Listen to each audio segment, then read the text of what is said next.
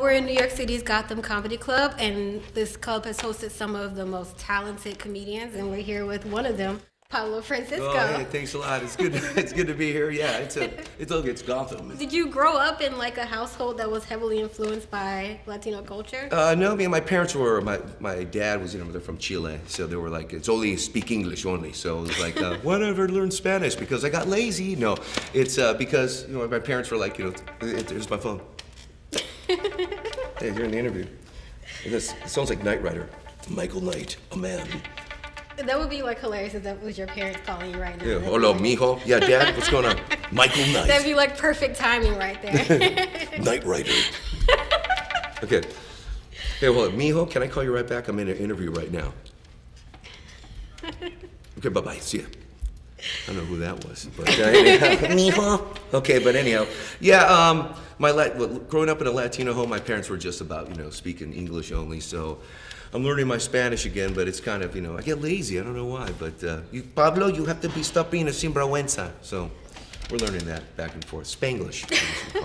And you do some other impressions too. Like I've heard you do Arnold Schwarzenegger. Well, a lot of people do Arnold Schwarzenegger. Like a lot of comics do. Yeah. So you have to put a little twist to it. You have to say, say, I'll be back. It's like, now I'm old as ow my back, kind of thing like that. So, and I have a person who's on my show. His name is Steve Kramer, and this guy is fantastic when it comes to impersonations. He teaches me, but he's too technical. He's like, all right, when you go there, nah, you have to go, nah, that kind of thing. So that's what we work on.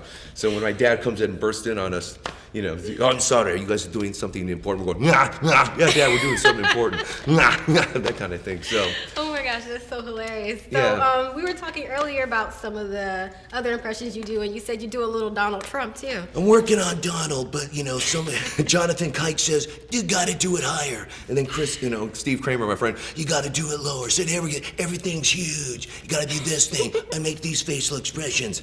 But yeah, working on the Donald, and hopefully he'll become president, so we can. Hey, you, stick your finger out, kookity kooks. Except for like some of the bouncers. You give some of those bouncers, hey man, how you doing, man? Can you go to a topless bar, they make you take off your hat. Could you please remove the hat?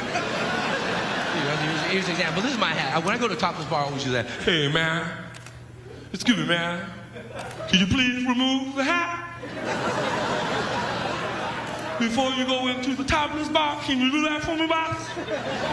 Can you, Speaking of like your material, what is your writing process like? I've read where I've read where you've written on stage as you're performing. Like, is that pretty typical for you? Yeah, the premise usually comes out, when you're with your friends or if you're watching TV, or a lot of comics say, when I read the newspaper, but it comes out right here on the hand. You can get that zoom on there, so I can just, they're upside down. Keep doing that. It's kind of iPad, kind of move it that way.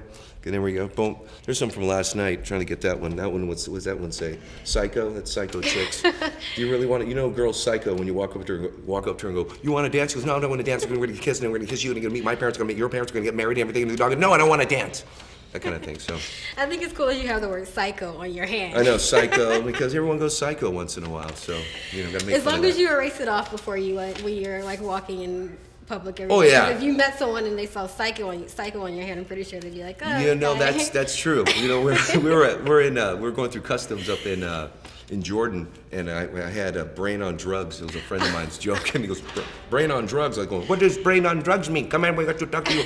Oh yeah, we went through this whole thing. So yeah, psycho. Gonna have to wash that off. Get some Irish Spring on there. And I want to try to pick up a girl. Hey, what's going on? I'll pick up a chick. Maybe it'll happen.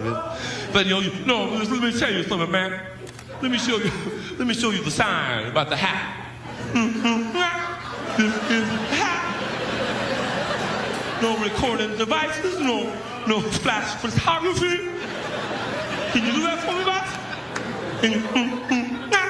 Okay, so last question for you. You've been everywhere. You were in Mad TV. Did that, yeah. You've done the late night circuit. You've got your Comedy Central specials. Yeah. Like, what's next for you? The next thing is just to basically, probably do some movies maybe, and just have fun with this, just to keep it alive and keep it, keep my eye on other comedians and see which ones are who want to come aboard it. And it's I think it's a beautiful thing just to keep the longevity going and just stay alive, stay healthy, have a clean colon. But it's just to pursue it in television. If not television, it's the club circuit as well, because everybody likes to go out, and usually it's nightclubs. But go to a comedy club first, because you have the first shows or the second shows and still have time to party. So it's a good thing. And you are working on a current project, right? You have Yes, we're working on it's called Cartoon Cartel.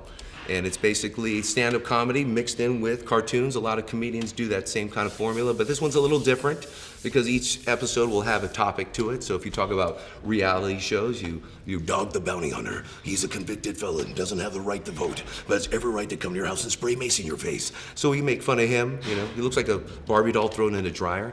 And it's some of the animations done by Steve Kramer. So it's gonna be good. By comics, for comics, and for people. That sounds awesome. Thank you so much. Thank you for having me. It was great Thank you. meeting you.